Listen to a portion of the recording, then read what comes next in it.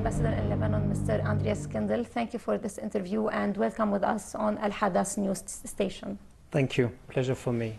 We'll start from the latest incident that took place in Lebanon, the sad one, where Luqman Slim was kidnapped and assassinated in a demilitarized zone, which is powered by UNIFIL, and Germany is a contributing country in UNIFIL. How you will deal with this violation and with other violations, knowing that Hezbollah was the main party that threatened Luqman Slim before his assassination? Luqman Slim, I met him a couple of times. His wife is German. We have a close relationship, and it was a shock for us and of course extremely sad to see. So we rushed to his house to bring our condolences, and I participated in the memorial service last week. I also offered to the president and to the president of the police our support for the investigation. We condemn this assassination, and there were voices from all of the European Union member states to that extent. We will continue to support the work he has done, he and his wife have done with our foreign ministry. We have been supporting his work for a very long time. Concerning the investigation, I don't want to speculate. I understand that he was kidnapped south of Litani River, and he was found killed north of Litani River. I am not sure whether the mandate of UNIFIL allows for any participation or contribution to this investigation. We are not anymore in the Security Council of the United Nations as Germany, so I think it is up to the Security Council to decide on this. I don't want to speculate who did this, but what I really want and what I really think we all need is transparency in the investigation and an end to no impunity, because there has been for a very long time a tradition almost of no impunity when it concerns political murder in this country. So I think this has to end. There needs to be a transparent investigation, and we are willing to support this and to contribute to it if there is need and if there is the wish of the Lebanese state. When it comes to Hezbollah, Germany has always held the stick from the middle in recent years. You were on good terms, you played a role in ending July war, you played a role in monitoring the ceasefire. BND had relations and was in touch with Hezbollah. Even Nasrallah, he praised the positive role of Germany. What happened to see this shift during the past year to the extent that now Hezbollah is considered as a terrorist entity in Germany? For a long time, Hezbollah has been listed as a terrorist organization within the European Union.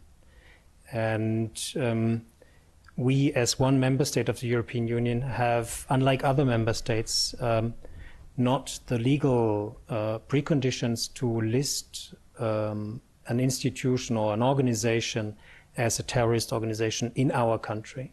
What we have done last year, at the end of April, was to prevent and forbid activities of Hezbollah in Germany. This is possible for us through the law of associations, where we can prevent and prohibit activities of organizations that have whose activities are against the thought and the idea of reconciliation among the people.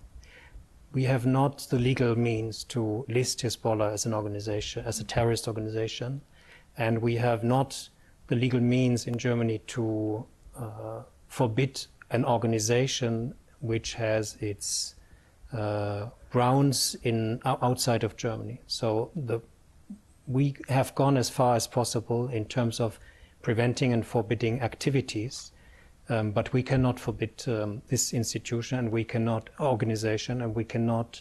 list it as a terrorist organization in Germany. This is being done within the European Union framework, and there are discussions on it all the time. So we discuss in the European Union, in Brussels, among member states, who to list as terrorist organization. Okay. So it's the same with other European countries. Do you think the same issue with them? Some European member states can list terrorist organizations. We don't have the national means to do this. So we have an ongoing discussion in Brussels on listing terrorist organizations. But at the moment, I don't see that this is leading anywhere at the moment. Hezbollah, backed by Iran, they chose Germany as a safe haven and maybe a foothold to spread out in Europe. We know that Germany has laws that guarantee the freedom of speech and different freedoms. Do you think Hezbollah abused your trust? It's true that we value the freedom of speech and the freedom of assembly and the freedom of association very highly in Germany. But as I just mentioned, we have introduced this new listing, if you want, of Hezbollah activities under the law of associations. We think that on the balance of respecting international freedoms and values in terms of rights of speech and rights of assembly, and on the other side, the character of these activities in Germany has allowed us to prevent and forbid activities of Hezbollah in Germany. Okay. Concerning the warehouses where ammonium nitrate was found and other explosive material in Germany, where did the German investigations reach on this regard, especially that these material were used by groups supported by Iran? I'm not aware of ongoing investigations on findings of ammonium nitrate in Germany, but of course we've been all witness to the explosion in the port of Beirut on the 4th of August. I just arrived a week before that explosion, and I was here when it happened. We lost a colleague in this blast, a colleague of the German embassy who died in the blast. We had many wounded colleagues. So of course there's a strong interest from our side in the investigation in the surroundings and the circumstances of this explosion of ammonium nitrate in the port of Beirut. And we are monitoring what is happening here in terms of investigation. Okay. Talking about the explosion in Beirut port, foreign minister of Germany, he visited Lebanon during that time, and he bluntly said that there are no aids before reforms. Till now, we are not seeing reforms. Why do you think, since you are staying in Lebanon, the Lebanese party are not able to take steps into reforms till now? And how is Hezbollah preventing Lebanon from doing this and from recovering? When Minister Maas came here a few days after the explosion, our first interest was to give humanitarian aid and support for early recovery. But it was clear from the international community and from international donor meetings that happened in Paris that the international community is not willing to give financial aid and financial support to the government of Lebanon before major reforms have not happened. Economic reforms, but also governance reforms. These reforms in detail are well known. And in fact, Lebanese governments have committed to these reforms for a long time, but they have not been implemented. So, of course, from our side, it's not possible to give, and I think I speak for the international donor community in general, not possible to give support for the reconstruction of Beirut, reconstruction of Lebanon before major reforms have not happened. We did, of course, help a lot immediately in the beginning. We pledged more than 20 million euro, and we gave more from our German state side, German Foreign Office side, there were private donations and so on and so on. And of course, we have done a lot in terms of cleaning the harbor. There was a German company cleaning the harbor from hazardous material that was a threat to the people in Beirut especially. We've done a lot, but I think there's a line where we cannot help unless the Lebanese government helps us to help them. But why do you think the reforms didn't take place yet? Is it because of the role Hezbollah is playing, or also others are contributing in this? There's an important article in international law, Article 41 of the Vienna Agreement on Diplomatic Relations. So it's not for me to speculate on why governance is not working well in this country. My understanding from the 6 months I've been here is that it is very complicated we haven't had a government for 6 months now, and we need more than a caretaker government. We need a proper government that is willing to implement reforms, and in a transparent way and in a non-corrupt way. So I'm appealing to all those political actors in this country to urgently form such a government that is able to get into negotiations with the IMF and implement all those reforms that are needed and that are known. So this is my appeal to the Lebanese politicians. Do you think the international community can take any steps towards this to help, to force actually the Lebanese authority to take reforms and to make reforms? My government, my country is not in the business of political engineering. I don't recommend any person as a prime minister. What I want is a government that is willing for reforms. And of course, I think one of the major leverage tools we have is that we said right clearly from the beginning that there will be no financial support unless there are reforms being implemented. So this is what we can do, I think, and this is what we are doing. Okay. We know that a German firm last week it announced that it cleared the port from dangerous material and dangerous containers, actually.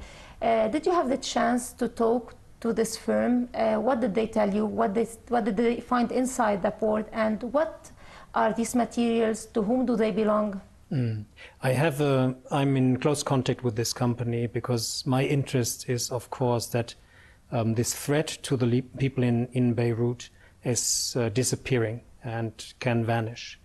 The containers have been removed, those old rotten containers, corroded containers. The material has been secured in new containers. These containers are still in the port. They wait that a ship will come to take them away to Germany to deal with this hazardous material. We're waiting for this, and it's due to the contract that is signed between the Port Authority and this company. It awaits payment, and then the ship can come. So we are waiting for this ship to come and to take away these containers with hazardous material to be cleared in Germany and not to be a threat anymore to the people in Beirut. So it's still there now? The containers are still there. Okay. The material is still there in new containers, in new boxes, so nothing can happen to it. This is safe. The 52 containers are safe. Nothing can happen here now, but they need to be transported and need to be cleared. And do you know what was the nature of this material? There were all kinds of material, mostly dangerous explosive material, acids. There was also methyl bromide. I don't have the list in front of me, but several materials that are rather dangerous and can explode, in fact. Okay. And did they know to who do they belong, these materials? Most of these materials have been in the port for a very, very long time. Okay. We have found materials that have been in the port for at least 10 years or longer. In many cases, it's not anymore possible to understand who brought these materials here and who do these materials belong to. So I don't know the details of the lists, but my understanding is that in most cases, it is not possible anymore to understand who belonged these materials to. But we want to assure that now it's safe. These containers are safe. The 52 containers are safe, and nothing can happen to Beirut coming from these 52 containers. Okay. Would you like to add anything? Thank you very much. It's a pleasure. Thank you for this interview. Thank you.